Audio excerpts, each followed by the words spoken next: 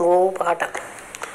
గోవు పాదములు పితృదేవతలు, గొలుసులు సరసగుణములు, పిక్కలు పిడిగంటలు, డొక్కలు దేవగణములు, ఉరుమధ్యములు ఉష్టోత్తరములు, గాంధర్వులు దంతవంతములు, వచనములు సకల శాస్త్రములు, నోరు లోకేశ్వరము, కరమున భుజంగములు, కరయురమున శంఖచక్రములు, నాలుక నాగావరణం, పళ్ళు పంచపాండవులు, పెదిమలు ప్రయాగ, ముక్కు శిలాదేవి, కళ్ళు అగ్రజలాలు, కొమ్ములు 1,000 పర్వతాలు, గంగడవులు గయ, మొహం జ్యేష్ఠ, మోర శంభుడు, వెన్ను 1000 మండలాలు, చర్మము యముణ్ణి పోలు, ఉదరము శిఖరేశ్వరము, పక్కలు పర్వతాలు, బొడ్డు కమలం లక్ష్మిని పోలు, కడుపులో ధరణీ దేవతలుండును, మోకాలు చిప్పలు సాలగ్రామాలు, పొదుగు పుండరీకాక్షుడు, చళ్ళు సప్తసాగరాలు, పంచకం భాగీరథి, గోమయం శ్రీ మహాలక్ష్మి, కరి కాశి, తోకచుక్క మహిమ. గోవర్ణం చేసిన ఇంటికి ఏ ఫలం కద్దంటే గో ప్రదక్షిణ చేసిన ఫలం కద్దు, గంగా ప్రదక్షిణ చేసిన ఫలం కద్దు, వారణాసి పోయి వచ్చిన ఫలం కద్దు.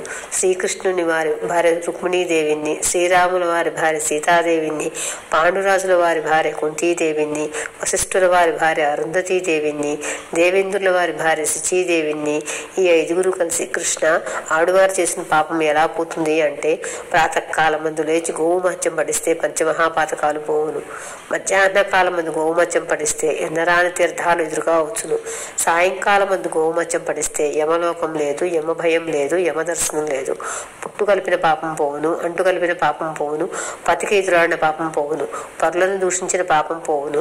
ఆదినారాయణ, వేదపారాయణ, లోకరక్షామణి, దైవ చూడామణి, గోవు పాదం పట్టిన భక్తురాలు వచ్చింది దేవా అంటే ఎట్లా వచ్చింది, ఎలా వచ్చింది? కాలేటి పెనమాలు కడకతోసి, పేరేటి పెనమాలు పెడకతోసి, వెయ్యండి పీటలు, కడగండి కాళ్ళు, పూజించండి గంధాన పుష్పాన. ఈ లోకాన ఉంటుందో భూలోకాన ఉంటుందో అడగండి. ఈ లోకాన ఉంటే ఏమీ లేదు, అదే భూలోకాన ఉంటే దానం కద్దు, ధర్మం కద్దు, పరోపకారం కద్దు. మిచితిని అక్క ఇచితిని వరము, ఇంకా ఏం వరం కోరుకున్న విష్ణు భక్తురాలా అంటే కోరనేమున్నది దేవా. తాను తన అత్తగారు, అత్తగారి అత్తగారు ముత్యాల పండ్లై మునిమనుమలెత్తి 3 తోట్ల పసుపు పూసుకుని 6 తోట్ల పూలు ముడుచుకుని ముత్యాల జల్లెల ముడిపెడ వరము కోరుతుంది దేవా అంటే మెచితిని అక్క ఇచితిని వరము, ఇంకా ఏం వరం కోరుకున్నావు విష్ణు భక్తురాలా అంటే కోరనేమున్నది దేవా.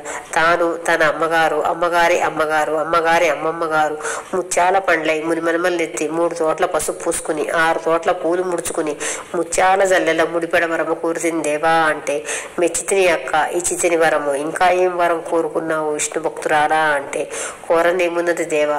3 పూట్ల ఉప్పు తిండే ఇల్లు కావాలి, 6 పూట్ల పప్పు తిండే ఇల్లు కావాలి, అర్ధం అడుగు ఇంగువ తిండే ఇల్లు కావాలి, 66 తుట్టెల జోలలు పాడే ఇల్లు కావాలి, 66 మందల పాలు త్రాగడి ఇల్లు కావాలి.